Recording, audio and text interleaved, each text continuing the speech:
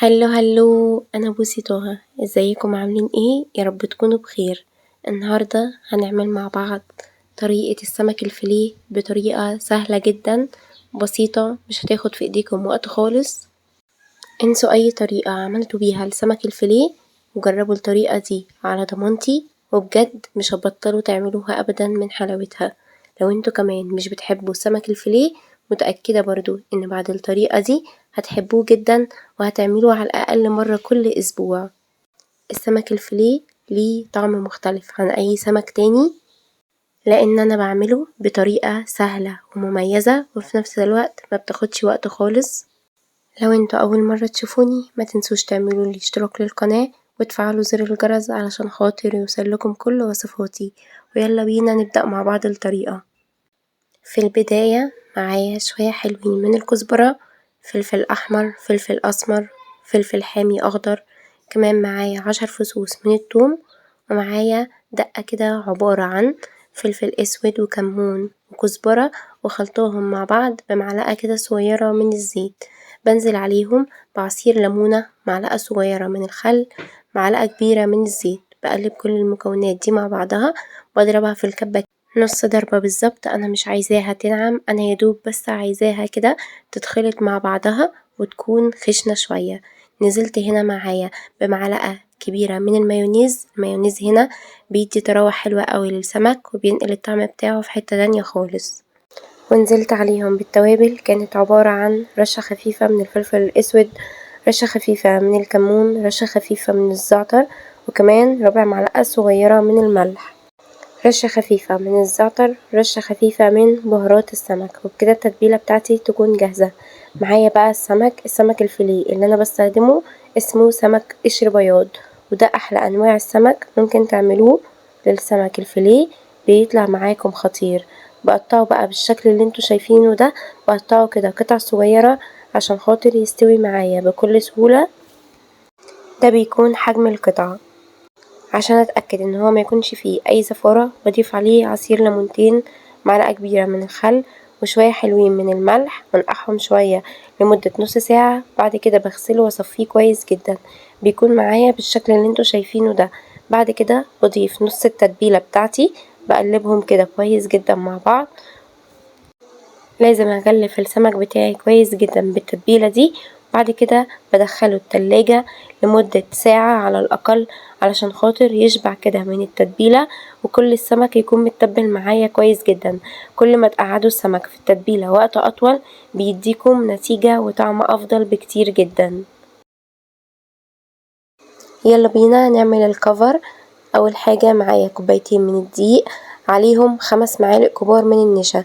نزلت عليهم بالتوابل، معلقة كبيرة من الفلفل الاسود، معلقة كبيرة من الكركم، وكمان نص معلقة صغيرة من الشطة، نص معلقة صغيرة من الثوم البودر، نص معلقة صغيرة من البصل البودر.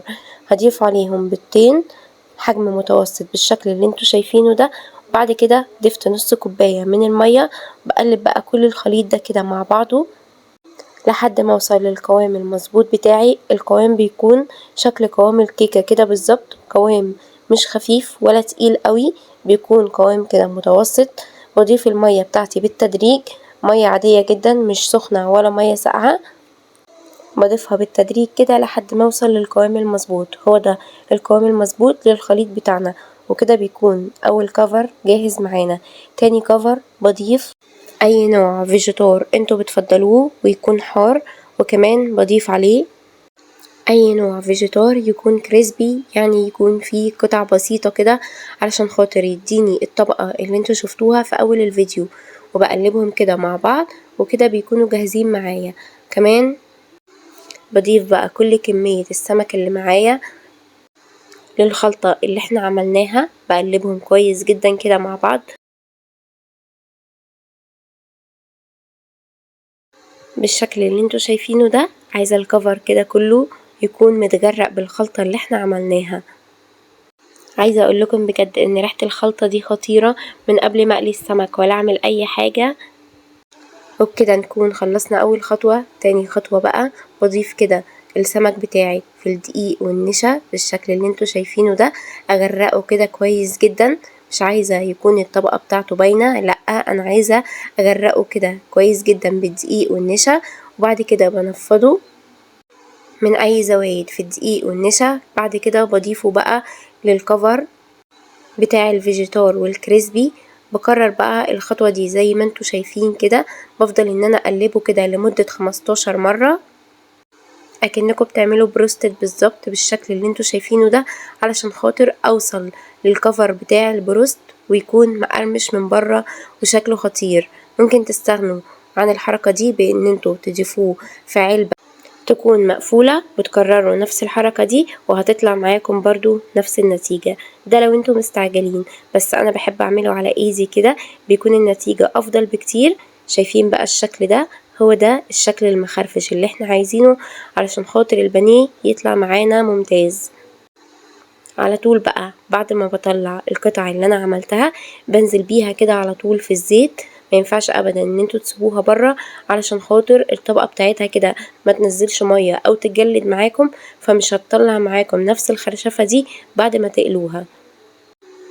بنزل بقى بالبانيه بتاعي بالشكل اللي انتوا شايفينه ده. الزيت بتاعي يكون سخن بنسبه 95%، وبنزل بقى على طول بالبانيه.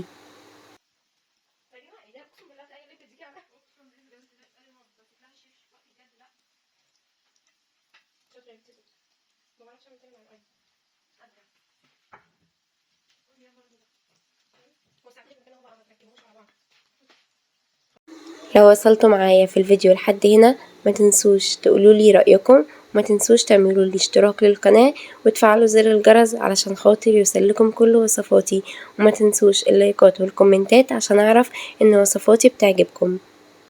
اول بقى ما الطبقة اللي تحت تستوي معايا تماما والكفر كده يكون لونه ذهبي، ببدأ بقى ان انا اقلبه على الجهة التانية. ما ينفعش ابدا ان انا اقلبها والكفر لسه ممسكش، عشان كده ممكن يقع منكم. فدايما بكون حريصة ما بحركش السمك غير لما اتأكد ان هو استوى من تحت وكمان بقى لونه ذهبي، ودي الدرجة اللي احنا عايزينها. وبعد كده بقلبه على الجهة التانية. هو بياخد على كل جهة حوالي دقيقتين بالظبط، مش اكتر من كده. بعد كده ببدأ بقى ان انا اطلعه.